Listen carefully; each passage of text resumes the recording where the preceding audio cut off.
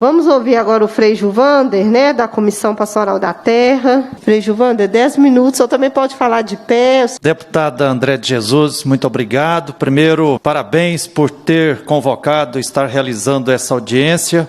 Eu sou Frei Gilvander Luiz Moreira, da Comissão Pastoral da Terra, e hoje, dia 15 de outubro de 2021, primeiro, a nossa admiração, respeito e reverência 100% por todas as professoras e professores do Brasil. E quem luta educa, nós vimos aqui na fala contundente das queridas coordenadoras das ocupações comunidades da Isidora, da Charlene, da Edna, da Andresa, da Paulinha e da Nilce. Vocês deram para nós aqui aulas magnas na luta, ensinando para nós qual o caminho que esse Estado racista deve aprender a lutar. Primeiro, deputada André de Jesus, olha, eu como frei, como padre, como ser humano, tem hora que a gente tem até que apelar para Deus, Eu queria pedir, pelo amor de Deus, que o prefeito Alexandre Calil, prefeito de Belo Horizonte, que o governador de Minas, Romeu Zema, que a Copasa e a CEMIG e o governo federal leve a sério os clamores e as justíssimas reivindicações que as queridas coordenadoras das 4 ocupações da Isidora aqui colocaram. As ocupações Helena Greco, que já vai para 11 anos de luta, as ocupações Rosa Leão, Esperança e Vitória, está indo para o 9º ano de luta, são 9.000 famílias, mais de 32 mil pessoas sendo brutalmente desrespeitadas nos seus direitos humanos fundamentais. Um absurdo. E depois, absurdo maior, é porque a gente percebe na prática que a Copasa, a CEMIG, o governador de Minas não deixam faltar luz e energia nos bairros luxuosos, mas deixam de propósito, de caso pensado, mais de 100 mil famílias em Minas Gerais que estão em ocupações,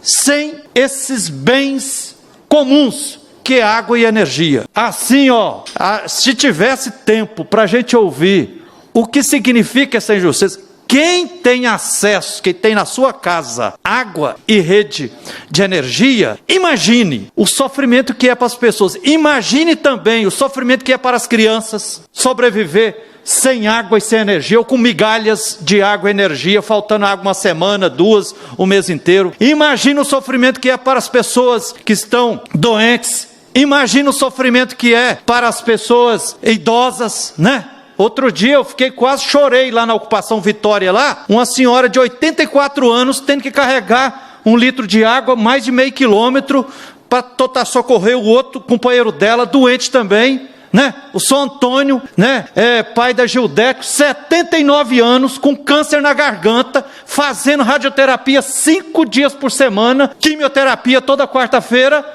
vivendo num barraco lá, sem água, sem energia, na ocupação em Vitória, baixinho, aquele telhado de telha-eternite, um calorão, não tem nenhuma energia ali para ligar um ar-condicionado ali. Então, pelo amor de Deus, vamos considerar isso, porque essa postura do Estado de Minas Gerais, da Copasa e da CEMIG, de continuar sonegando e negando água a 100 mil famílias que estão em ocupações em Minas Gerais, só em Belo Horizonte são 130 ocupações, mais de 33 mil famílias que estão nessa situação das ocupações da Isidora. Isso se chama racismo estrutural, racismo institucional, se chama um Estado racista. Outra coisa que eu queria denunciar aqui, porque todo mundo sabe, e até o prefeito Alexandre Calil sabe, que ele foi eleito prefeito de Belo Horizonte a primeira vez, graças à ocupação das mais de 130 ocupações de Belo Horizonte. E o Calil prometeu 2 coisas: não despejar, e prometeu fazer regularização fundiária e urbanização. Agora eu queria assinar embaixo do clamor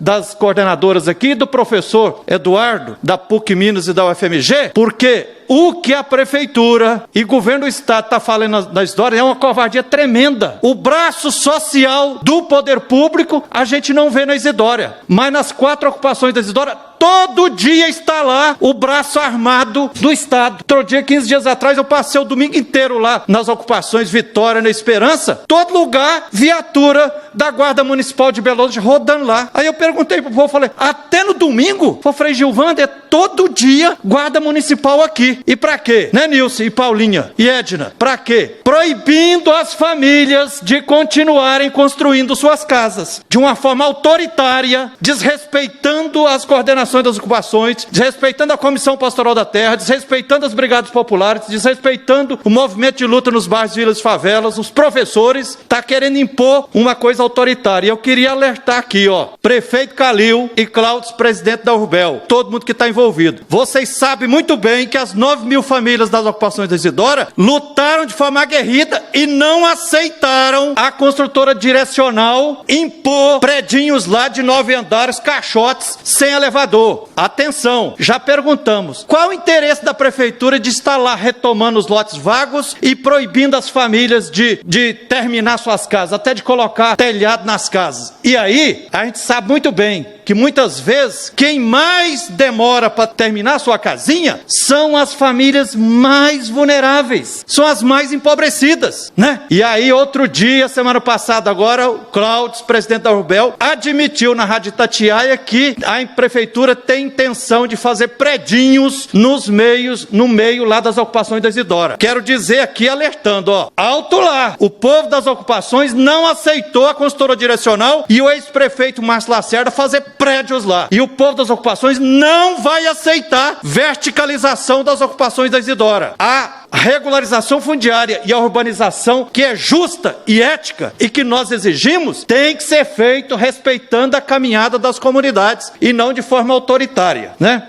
O tempo passa rapidinho aqui, mas para concluir aqui, ó, outra coisa, veja que sinal dos tempos, né? Como a vereadora Bela falou, no início desse ano, João Vitor, uma criança da querida ocupação Vitória, morreu atropelado por um caminhão-pipa em plena capital de Minas Gerais, porque uma ocupação de 5.000 famílias, ocupação Vitória, sendo abastecida por caminhão-pipa. Um absurdo um trem desse. Depois, a injustiça cresce mais ainda e nós temos que recordar também. E aí não dá para simplesmente, por isso que eu falei, não tem justificativa. Nós ouvimos trimestre após trimestre notícias na imprensa aí e os sindicatos, tanto dos trabalhadores da CEMIG quanto os da Copasa, dizendo que todo trimestre a Copasa e a CEMIG está tendo lucro e mais lucro e dividindo dinheiro com os seus acionistas. Então, dizer que não tem dinheiro não é verdade, é conversa fiada. A vereadora Bela disse aqui também, a prefeitura, com um orçamento de 15 bilhões de reais por ano, não pode dizer que não tem dinheiro. O governador Zema pega 3 bilhões e meio de reais para fazer um rodoanel para devastar brutalmente a região metropolitana. Por que não aplicar esse dinheiro na regularização fundiária e no atendimento aí? Então nós não aceitamos essa história do poder público vir com o braço armado, vir com polícia, com guarda municipal, com fiscalização em cima. O que precisa nas ocupações é do braço social, né? É respeitar as comunidades e colocar lá, para ontem, redes de energia, rede de água, saneamento, fazer escolas, creches, arrumar as ruas, colocar ônibus de transporte. Tá aqui a Paulinha aí, a Nilce falou, a ocupação Vitória, 5.000 famílias. Meus irmãos, às vezes o povo tem que caminhar 2, 3 quilômetros carregando as coisinhas até lá no fundo da ocupação, no setor 5, 6, 7, para ir pegar o ônibus à distância. Já passou da hora de colocar ônibus, ou pelo menos micro-ônibus, para rodar também dentro das ocupações, né? Para encerrar aqui, deixa isso aqui, o povo não aceitará prédios nas ocupações da Isidora. O povo já expulsou a direcional que queria colocar prédios lá. Então, assim, termino aqui, assim, emocionado e profundamente indignado, porque quando a gente vê lá o povo sofrendo, não tem motivo nenhum. E depois não pode ser história. Eu vou terminar dizendo o seguinte, só no meu canal lá no YouTube tem mais de 60 vídeos reportagens, o povo das ocupações da Isidora clamando por água, por energia, como a Nilce falou aqui, em 2015, a Copasa, CEMIG prometeram, aí quando um ano antes da eleição, promete. Aí enrola, passa a eleição, aí só depois de 3 anos. Não, tem que parar essa história. Então que a luz e a força divina continue nos guiando nessa luta e que as autoridades tenham a sensatez de levar muito a sério essas reivindicações mais do que justas do querido povo das ocupações comunidades da Isidora. 9.000 famílias. Obrigado.